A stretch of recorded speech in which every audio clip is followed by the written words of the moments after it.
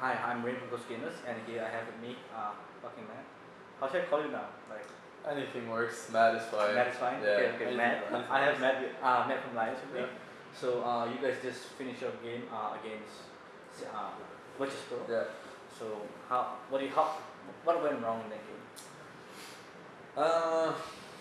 Many things, I'd say. I think game one we were looking quite good. I think we're playing some Phoenix Bloodseeker lineup, a bit chaos. It looked quite nice. We took a very good fight, and I felt at that point that the game was not easy, but that we were in charge. And then they sneaked some Roshan that we kind of started late, and then when we started it, it was already. I mean, we weren't there in time. But if it was a super risky play from them. If we were there in time, it would have been a disaster from them, and I think we would have won the game. Because then we would have got the Roche ourselves, and it would be 2 team wipes in a row, and then we have this very heavy pressure lineup. It would have been really hard for them. But they got the Roche because we weren't there, and then they just pushed towers because they had this Roshan advantage, and they got their BKBs that are really good versus our lineup. And from there on, the game was more even, and they just outplayed us in a couple of fights, whatever. But I mean, we kind of this game was very close. You know, it could have went both ways. And the second game, I think we did a big draft mistake. We were all talking about that Tuskar, you know, because the Tuskar was a big problem in game one. But the silencer was actually the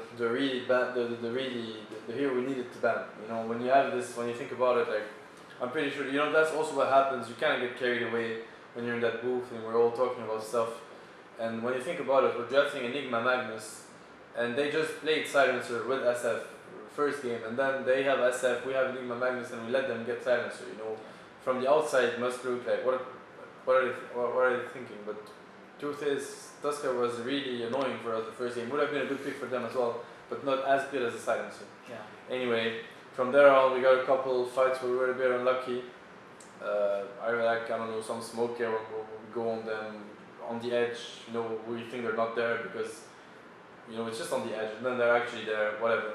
And then I think they outplayed us a lot in the second game. They just played better, honestly. We played worse, and they had a good pick versus ours. So anyway, I think second game they deserve to win. It's a clear win for them. First game is the game we should look at, I think, as a team. Okay. So speaking of, coming here to ESL, you guys played in the seeding bracket, and Virtus Pro which finished first, right? Yeah. So do you think that's sort of a surprise that they actually finished first? Like, do you expected them to pick you? Like, after Yeah, I think we were considered as the weakest team. I'd say one of the weakest in this tournament. I'd say. I mean, it sucks to say that, but it's how it is. And so no, I wasn't surprised when they picked us. I was happy that they picked us because I don't think Virtus Pro is the strongest team in this tournament at all. I think they would be bottom 4 to 8 to me, but that's how I feel about it. I think they're very strong. Every team here is strong. That's the thing, you know. When people hear you say they're not so strong, then they're like, "What are you talking about?" Every team here is super strong, us included. Every team can punish, you know, heavily. But I don't think Virtus Pro is the strongest. They're very solid, but they did quite well in the seeding bracket. But I don't think the seeding bracket means so much because teams didn't give so much. I don't think teams tried that hard in the seeding bracket. I think teams were fine with losing or winning. They would just play some games, try to win, obviously. Some teams went really YOLO with the draft, some didn't, but I don't think teams were so. I think every team was quite fine with it. Some teams tried harder and played. I think this was one of those teams. They played the seeding bracket as they're going to play this tournament. But a lot of teams, I think of Secret, for example, they didn't really. I mean, sure they won because they're good, but they were a bit, relaxed. Okay. Oh, it's BO1 as well. I mean, it is. Yeah, it's very random. It's very risky. I mean, if you lose one game, basically you don't. Exactly. I think this whole seeding bracket thing, it could be nice, but having the seeding bracket double elimination and the main event single elimination, that makes zero sense to me. I think it's completely absurd. I don't understand how you can even come up with something like this for such a big tournament. But whatever, it's how it is. I guess they don't have. I also understand that, you know, having an event in a stadium like this, you can't really have it for a week. So I get that they don't have so much time in the. If you look at it that way, you don't have so much time. I understand how it happened, but it sucks for the players. It really does. So do you think they should have, like, maybe do you think they should have done the seeding format or bracket, or do you think that they should like have a different format for instead, like maybe you could stage maybe. To me, the best, if let's say you can only have the stadium for 2 days, then what you should do is have the seeding bracket on day one in their studios, best of one, whatever, but no double elimination. That doesn't make any sense. You do the seeding bracket, single elimination, and then you start playing the main event in the studio. You know, if you can't, like, then you start playing, let's say, the first round in the studio, and then you have the winner bracket finals, loser bracket finals, but then you don't get all the teams in the stadium. I can see all the problems, but I do think that you should aim to have single elimination seeding bracket, double elimination tournament. Okay, all right. So, well, let's talk a little bit about you coming to Alliance. I mean, there was this one period of time where you weren't playing as competitive, I suppose. And then you came to Alliance, and things were looking pretty good for a bit.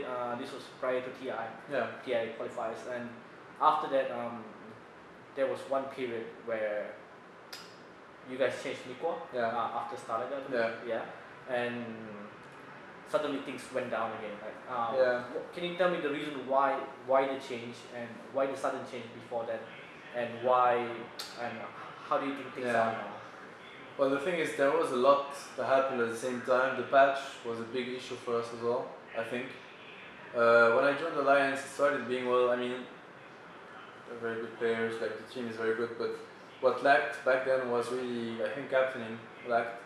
So I brought this. Also, I have to be on par with their level of plays, obviously, because I don't believe you bring a captain that's bad and then he's a captain and works. That's not gonna work, or it's gonna work for 2 days. But so it went well.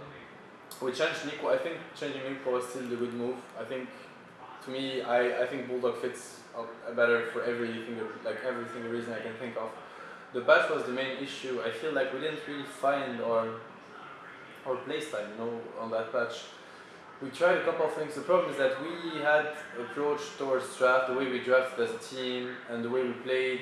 Our approach was wrong, and then what we draft, it was a bit unfortunate because that's how I feel about it. What we practiced right after when the patch started, at least I thought I had a good understanding of that patch. So I was like, this is how we should be played, you know. And what I see today from those teams, it's very close to what we used to practice. But our approach was wrong, and we weren't good enough to say, you know, the strategy is fine, but the way we approach it is wrong, or just the way we play as a team. It was team issues rather than anything. At least that's how I see it. And then it made us put in question the strategy, and then we just kept on trying to find what we should play. You know, we looked at the wrong issues, and then after TI qualifiers, we realized that was the issue. You know, and then we kind of fixed it for MNG, and we did really well there. And then after, I don't know, to me it started a bit again. I don't know. I'm not sure, honestly. It's really hard to say. You know, I'm still in it. You know, I don't have enough. I didn't step back yet to see. Okay, this is what happened. It's hard to say. I think we didn't really find our playstyle yet. You know, we're switching a lot. We're lacking confidence. It's also a bit the problem. Sometimes you're a bit lucky in Dota because all you need is a couple of wins to have that confidence.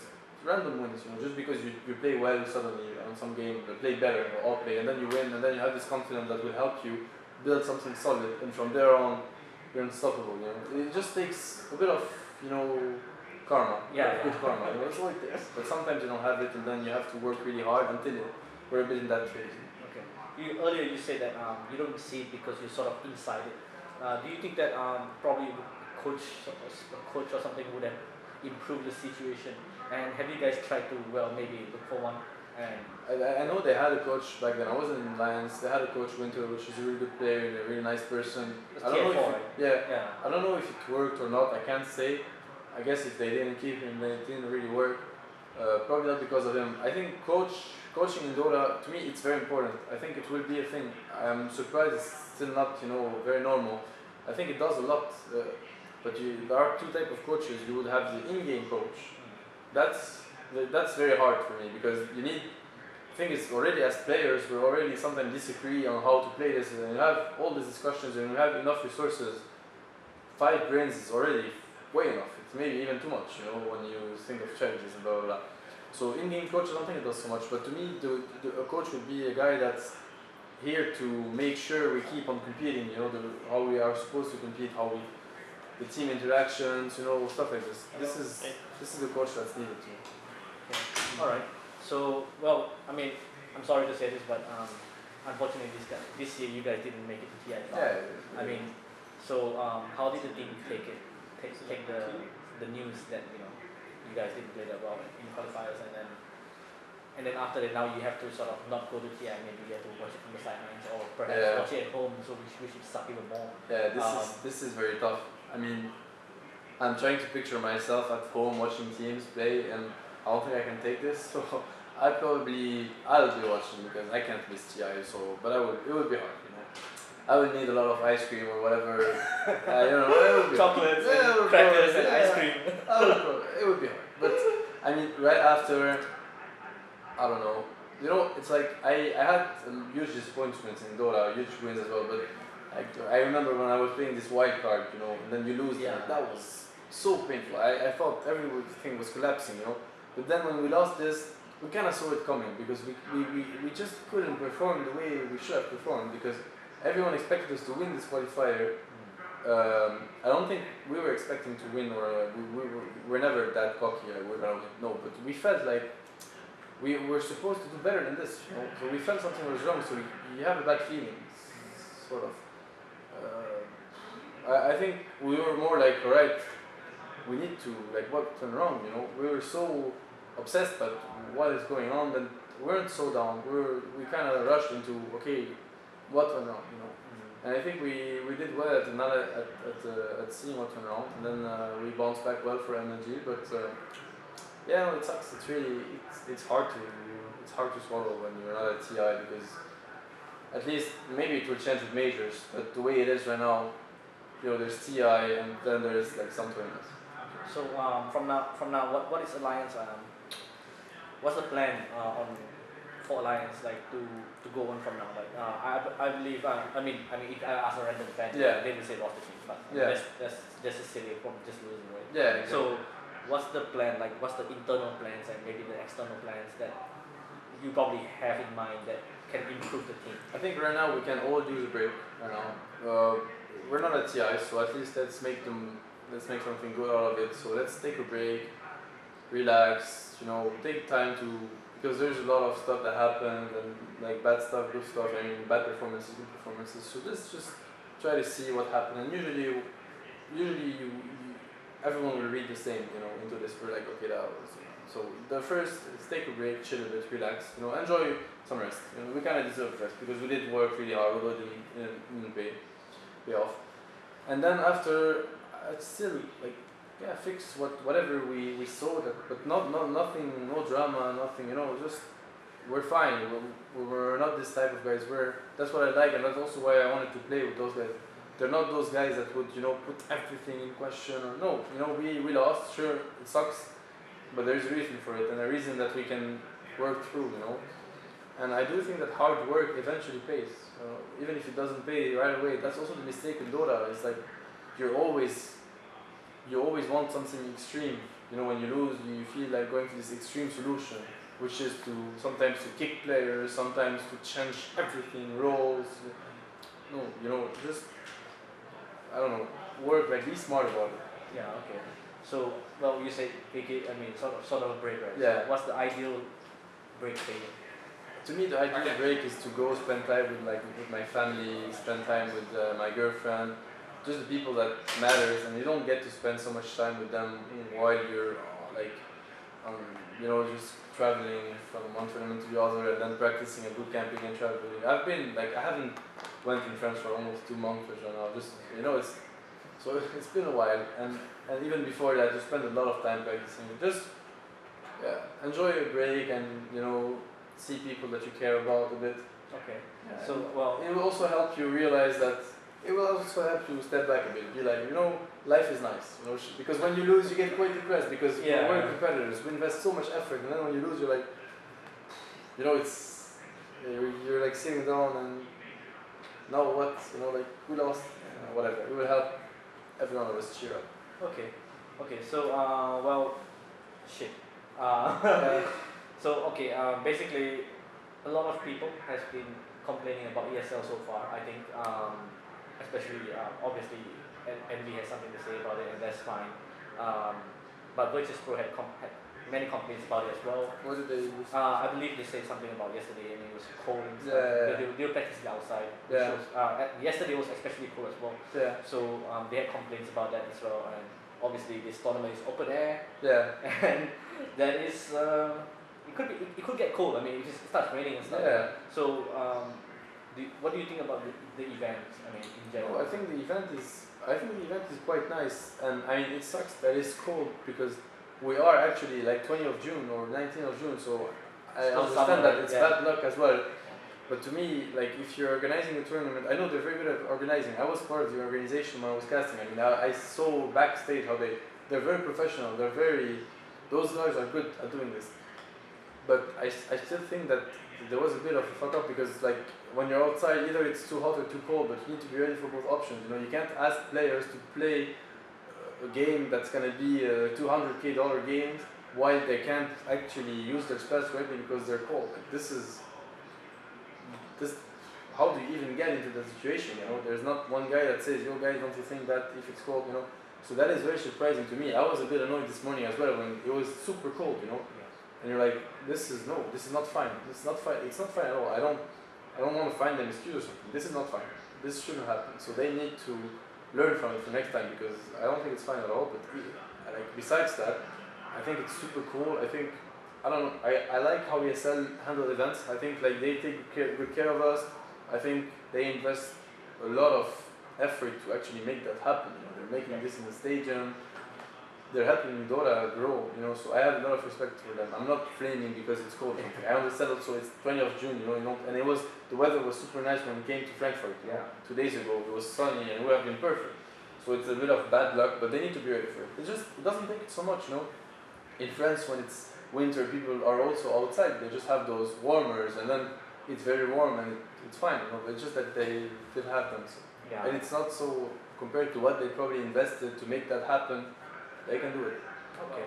So this tournament, who do you think is gonna take it all, and who do you think will be the top contender for TI? I suppose.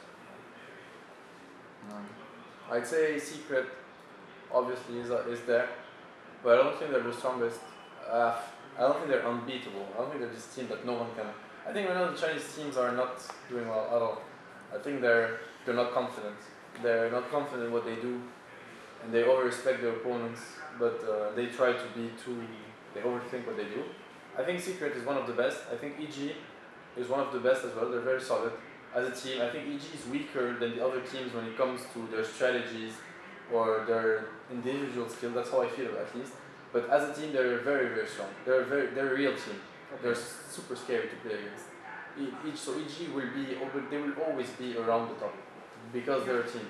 Okay. And I'd say so. EG Secret. I'm looking for the top 3 to me, and I'd say that I don't know. I feel like Cloud9. They're very hit and miss. But if they actually hit, I think they can take it all. Okay. Yeah. I think so. Top 3 Western teams. Yeah, I think top 3 Western teams, unfortunately. I'm not an Eastern hater, but I do think that right now the Western teams are a bit stronger than the Eastern teams. That's how I feel. Okay, alright, okay. So basically that's the end of the interview. Do you have any shout outs or maybe call outs? No? Just shout out to everyone that likes Dota and that supports Dota. That's far enough. Okay, alright. Yeah. So